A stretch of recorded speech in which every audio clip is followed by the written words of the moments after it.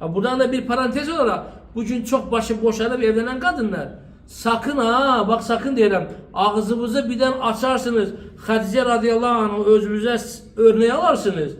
İnan ki var ya büyük günah sahibi olarsınız. Əxlaqımız da düşer, derecemiz de düşür. Hatice radıyallahu anh boşanmayıptır, erleri ölüptür. Ben həmişə demişim 200 defa boşanan kadını almayın.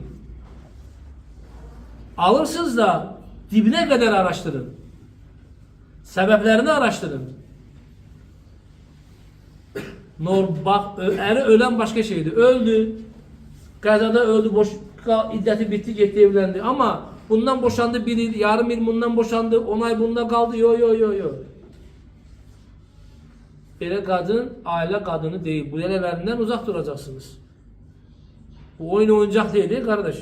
Sahabe kadınlarından 5 tane 6 tanesinden evlenmişler ama hamısı öndeler şehit olmuşlardır.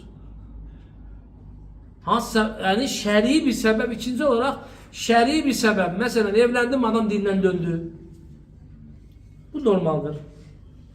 Evlendin adam İslam fasık bir hayat yaşadı. Adam zalim bir çıktı. Adam münafık çıktı. Ve şeriat məhkəməsində boşandı. Ve Müslümanlar da bildi ki sen neyi boşanmışsın.